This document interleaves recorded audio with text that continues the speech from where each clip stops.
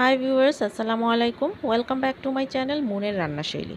আমি মুন আবারও হাজির হয়েছি আপনাদের সামনে সম্পূর্ণ নতুন একটি রেসিপি নিয়ে। আমার আজকের রেসিপিটি হচ্ছে মোরগ পোলাও। বরাবরের মতোই আমি চেষ্টা করেছি খুব ইজিভাবে আপনাদের সামনে এই রেসিপিটি তুলে ধরার জন্য। আশা করছি আপনাদের ভালো লাগবে। আর ভালো লাগলে অবশ্যই আমার চ্যানেলটিকে সাবস্ক্রাইব করে আমার পাশে থাকার জন্য অনুরোধ রইল। আর নিত্য নতুন ভিডিও পেতে বেল আইকনটিতে ক্লিক করতে ভুলবেন না যেন। তাহলে চলুন কথা না বাড়িয়ে দেখে নিই কী করে আমি তৈরি করি আজকের মোরগ পোলাও রেসিপিটি। পোলাও তৈরি করার জন্য প্রথমেই আমি চুলায় একটা প্যান বসিয়ে দিয়েছি। এখন আমি তাতে দিয়ে দিব পরিমাণ মতো রান্নার তেল। তেলটা যখন একটু গরম হয়ে যাবে তখন এর মধ্যে আমি দিয়ে দিচ্ছি 1 কাপ পরিমাণ পেঁয়াজ কুচি। পেঁয়াজগুলোকে কিছুটা ভেজে নেওয়ার পর যখন পেঁয়াজগুলো একটু নরম হয়ে আসবে তখন আমি এর সাথে দিয়ে দিব 1 কাপ পরিমাণ পেঁয়াজ বাটা। দিয়ে আবারও আমি এগুলোকে একটু ভেজে নিব, যেন এর মধ্যে থাকা যে কাঁচা গন্ধটা সেটা যেন না থাকে। আমি সবগুলোকে একটু ভেজে নিচ্ছি। তবে এই সময় চুলার আঁচটা কমিয়ে রাখতে হবে, একটু সাবধানে, যেন এর মধ্যে থেকে কোনো কিছু ছিটে এসে উপরে না পড়ে। যখন একটু ভাজা ভাজা হয়ে যাবে আমি দিয়ে দিচ্ছি 2টা তেজপাতা, 4-5টা এলাচ, সাথে দিয়ে দিচ্ছি আমি 3-4টা লং। আমি আরও দিয়ে দিচ্ছি একটা দারচিনি। সবগুলোকে আমি আবারও একটু ভেজে নেব। যখনই খুব সুন্দর একটা স্মেল আসবে তখন এর সাথে আমি বাকি উপকরণগুলো মিশিয়ে দিচ্ছি। 2 টেবিল চামচ আদা বাটা, 2 টেবিল চামচ রসুন বাটা। সবগুলোকে আমি আবারও একটু ভেজে নেব যেন কাঁচা গন্ধটা চলে যায়।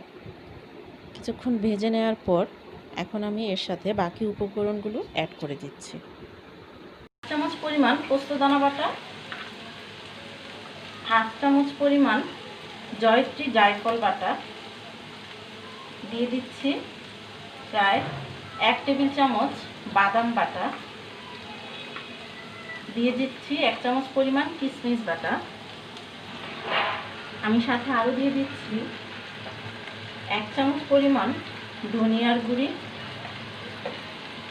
1 চামচ পরিমাণ জিরার গুঁড়ি, দিয়ে দিচ্ছি 1 চামচ পরিমাণ বিরিয়ানির মশলা। সবগুলো উপকরণ এখন আমি খুব ভালোভাবে আবারও একটু ভেজে নেব।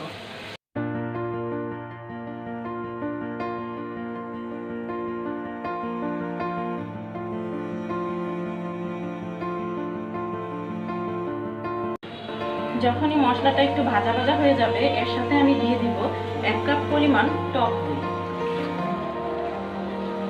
দিয়ে আবারও আমি সবগুলো খুব ভালোভাবে মিশিয়ে নেব এবং মশলাগুলোকে খুব ভালোভাবে কষিয়ে নেব।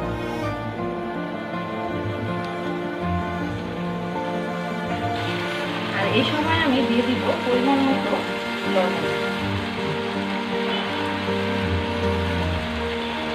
দিয়ে লবণটা মশলাগুলোর সাথে খুব ভালোভাবে মিশিয়ে নেব। টক দইটা দেওয়ার ফলে কিন্তু মশলাটার কালার খুব সুন্দর চলে এসেছে এবং খুব সুন্দর একটা অ্যারোমাও বের হয়েছে। মশলাটা কিন্তু খুব ভালোভাবে কষানো হয়ে গিয়েছে, দেখতেই পাচ্ছেন যে তেলটা একদম উপরে উঠে এসেছে। ঠিক এই পর্যায়ে আমি ধুয়ে রাখা চিকেনের পিসগুলো এখন দিয়ে নেব একে একে।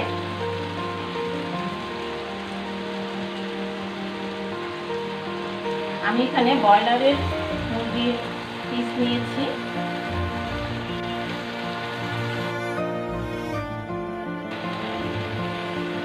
এখন আমি মশলাগুলো চিকেনগুলোকে মিশিয়ে দেব।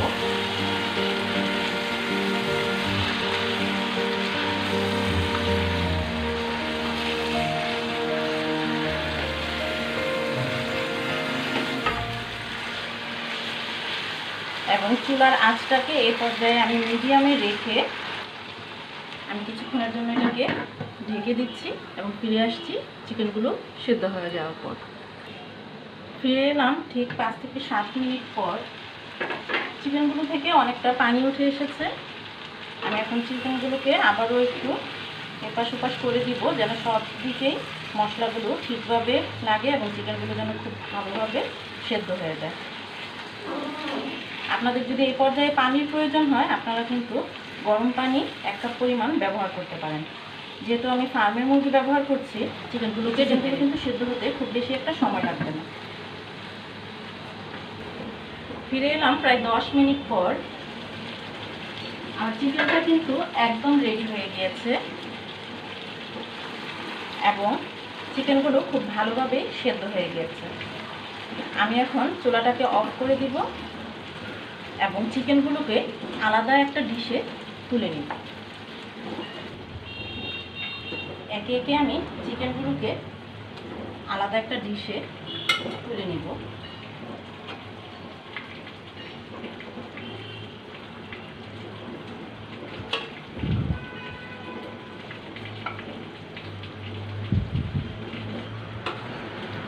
সেই সাথে কিছুটা মশলাও আমি তুলে নিব।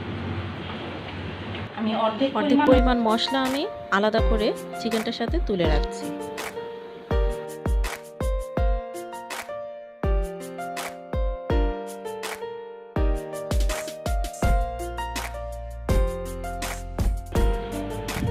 চুলার আঁচটা কিন্তু আমি বন্ধ করে রেখেছি।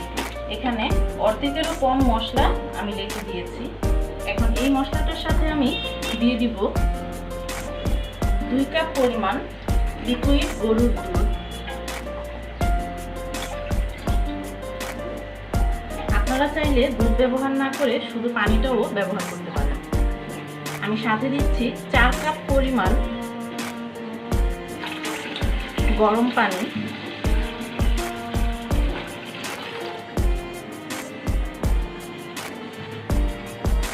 আমি 3 কাপ পরিমাণ বাসমতি চাল আগে থেকে ধুয়ে রেখেছিলাম। যেহেতু আমি 3 কাপ পরিমাণ বাসমতি চাল ব্যবহার করছি, তাই চালের পরিমাণের দ্বিগুণ পরিমাণ পানি ব্যবহার করতে হবে। আমি 2 কাপ পরিমাণ লিকুইড দুধ আর 4 কাপ পরিমাণ গরম দুধ ব্যবহার করেছি।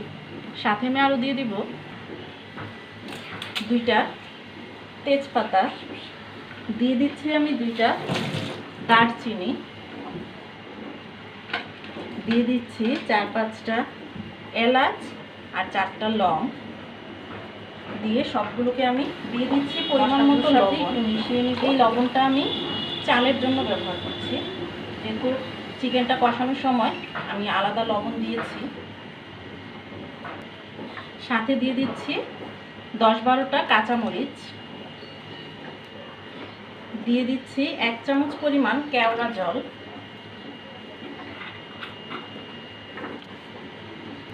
আমি এখন সবগুলোকে মিশিয়ে চুলার আঁচটা ধরিয়ে দিব এবং পানিটা ফুটে আসা পর্যন্ত অপেক্ষা করব। পানিটা যখনই ফুটতে শুরু করবে তখনই এর মধ্যে আমি দিয়ে দিব কিছু কিশমিশ, দিয়ে দিব 4টা আলু বোখারা, সাথে দিয়ে দিব যে বাসমতি চালটা আমি ধুয়ে রেখেছিলাম সেগুলো। আমি এই চালগুলোকে ধুয়ে 30 মিনিট পানিতে ভিজিয়ে রেখেছিলাম। এখন আমি এই চালগুলো দিয়ে দিচ্ছি।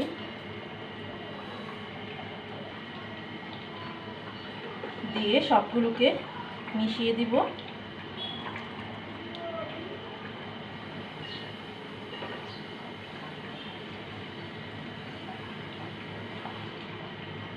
এবং একটা ঢাকনা দিয়ে ঢেকে দিব যে চালটা ফুটে ওঠা পর্যন্ত।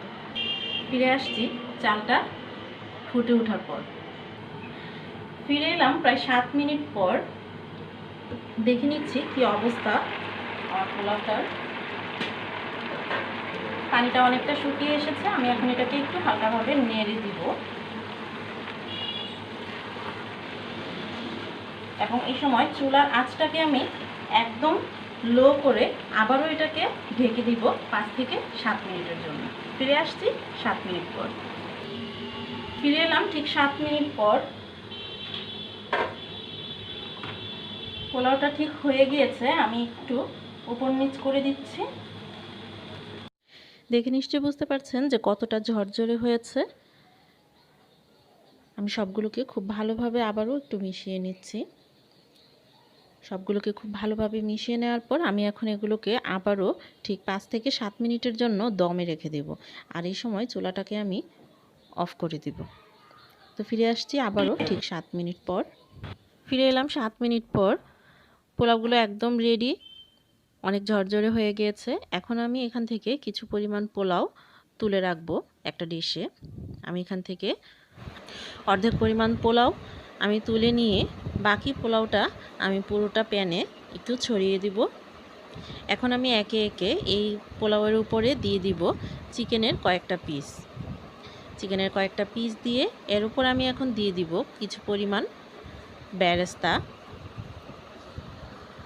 আমি সাথে আরও দিয়ে দিব 1 চামচ পরিমাণ ঘি, এতে খুব সুন্দর একটা স্মেল আসবে। ঘিটা দিয়ে আমি এর উপর আবারও কিছু পোলাও স্প্রেড করে দিব। বাকি পোলাওটা স্প্রেড করে দেওয়ার পর একইভাবে আমি আবারও সেই পোলাওয়ের উপর কিছু পরিমাণ চিকেন আবারও দিয়ে দিব। পোলাওটা দেওয়া হয়ে গিয়েছে, এখন আমি দিয়ে দিচ্ছি আবারও চিকেনের কয়েকটা পিস। সেই সাথে আমি দিয়ে দিব কিছু মশলা, যে মশলাটা চিকেনের সাথে ছিল সেই মশলার আমি কিছুটা এখানে পোলাওটার উপর দিয়ে দিচ্ছি। দিয়ে আবারও আমি কিছু পরিমাণ বেরেস্তা ছিটিয়ে দিব আর দিয়ে দিব সামান্য পরিমাণ ঘি। দিয়ে এখন একইভাবে বাকি যে পোলাওটা রয়ে গিয়েছে সেই পোলাওটা আমি উপরে আবার স্প্রেড করে দিব। তো একইভাবে সবগুলো পোলাও এভাবে স্প্রেড করে দিয়ে আমি এখন একটা ঢাকনা দিয়ে আবারও ঢেকে দিব ঠিক 10 মিনিটের জন্য। আর এই সময় কিন্তু চুলার আঁচটা আমি বন্ধ করে দিয়েছি। আর ঢাকনাটা দিয়ে আমি 10 মিনিট দমে রাখার পর আমি ফিরে এলাম। খুব সুন্দর একটা অ্যারোমা এসেছে, যেটা আসলে আমি এখন পাচ্ছি। আপনারা যদি ঠিক আমার রেসিপিটা ফলো করে ট্রাই করেন তাহলে আশা করছি আপনারাও ঠিক এরকমই একটা অ্যারোমা এবং এর স্বাদটা পুরোপুরি পাবেন। তো আমার মোরগ পোলাও একদম রেডি হয়ে গিয়েছে, আমি আপনাদেরকে পরিবেশন করে দেখাচ্ছি। সো ভিউয়ার্স, তৈরি হয়ে গেল আমার ট্রেডিশনাল মোরগ পোলাও রেসিপিটি। আমি ডিম, কিছু কাজু বাদাম ও কিশমিশ দিয়ে ডেকোরেশন করেছি। আপনারা আপনাদের পছন্দ মতো যে কোনো কিছু দিয়ে ডেকোরেশনটা করতে পারেন। আশা করছি আমার এই রেসিপিটি আপনাদের ভালো লেগেছে। আর কেমন হয়েছে কমেন্ট করে অবশ্যই জানাবেন। আজকে এ পর্যন্তই, আবারও হাজির হব নতুন কোনো রেসিপি নিয়ে। সেই পর্যন্ত ভালো থাকুন। আল্লাহ হাফেজ।